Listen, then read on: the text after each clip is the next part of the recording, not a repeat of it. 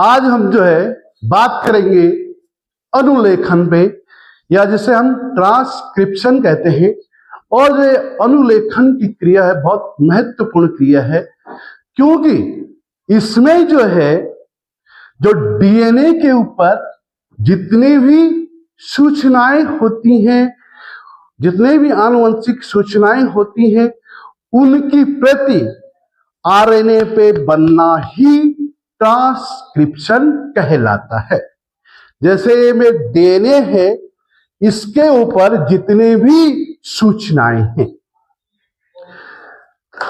उनका इस आरएनए पे प्रतिलिपिकरण या उनकी जो फोटो है उनका यहां मैसेंजर आरएनए पे आना ही ट्रांसक्रिप्शन कहलाता है। या जो है डीएनए में जो न्यूक्लियोटाइड होते हैं, इन न्यूक्लियोटाइडों का आरएनए पे प्रतिलिपिकरण हो जाना ही अनुलेखन कहलाता है। लेकिन आपने ध्यान ये देना है, जब जो है अनुलेखन की क्रिया हो रही होती है डीएनए से मैसेंजर आरएनए पर, तो यहां पे सिर्फ जो है थायमिन के स्थान पे यहां पे यूरेसिल आ जाएगा। ये आपने ध्यान देना है। बाकी जैसे भी न्यूक्लियोटाइड डीएनए पे है, ऐसी ही प्रति आरएनए पे आ जाती है। अब जो है इस क्रिया में जो ट्रांसक्रिप्शन की क्रिया है, इसमें एक एंजाइम महत्वपूर्ण भूमिका निभाता है, जिसे हम पॉलीमरेज कहते हैं। यह पॉलीमरेज एंजाइम जो है महत्वपूर्ण भूमिका निभाता है। कुंडली थी, पहले ये लिपटी हुई थी, ऐसे लिपटी हुई थी, लेकिन सबसे पहले यह डीएनए की कुंडली ऐसे खुल जाती है। कि कुंडली जो ही खुल जाती है, तो जिस स्थान से अनुलेखन की क्रिया प्रारंभ होगी उसको हम प्रोमोटर कहते हैं। इसे हम क्या कहते हैं? प्रोमोटर। और यहीं पे से जो है अनुलेखन की क्रिया शुरू होगी। अब इस स्थान से अनुलेखन की क्रिया शुरू होने के लिए यहां पे एक तो जो है पॉलीमरेज एंजाइम को जोड़ना है। एक तो किसको जोड़ना है? एंजाइम को जोड़ना है। और दूसरा यहां पे सिग्मा फैक्टर को जोड़ना होता है।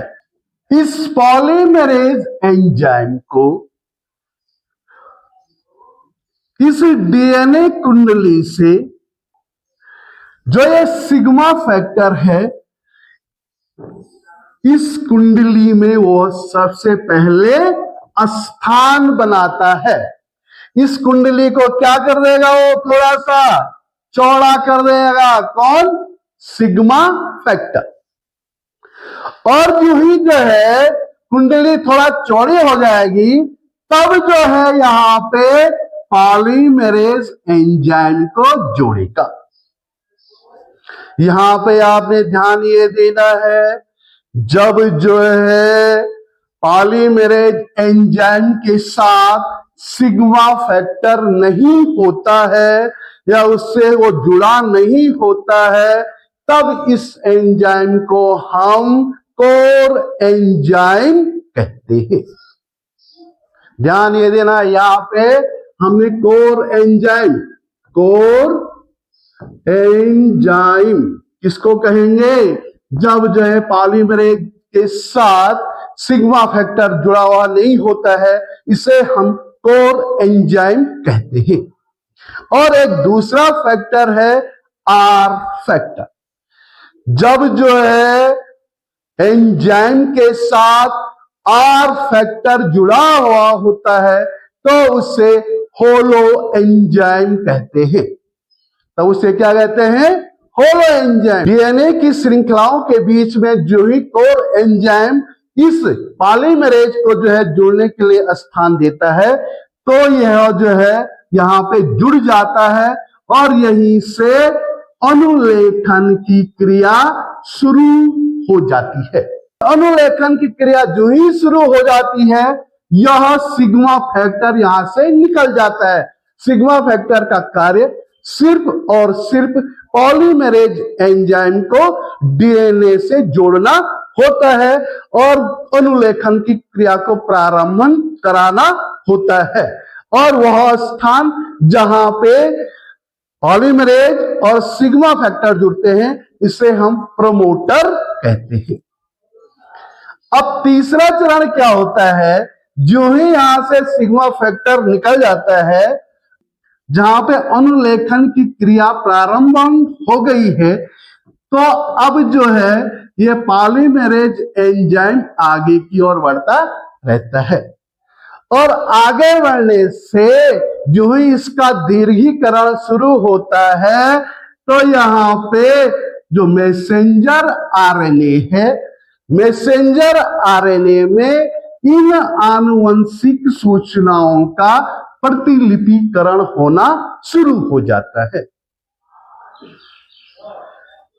जो ये मैसेंजर आरएनए की जो शुरुआत हो रही है, यहां पे जो है पी, ध्यान देना, यहां पे जो है पी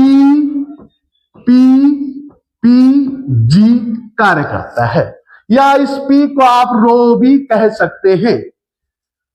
ठीक है, पी के समापन में सिर्फ रो ही होता है।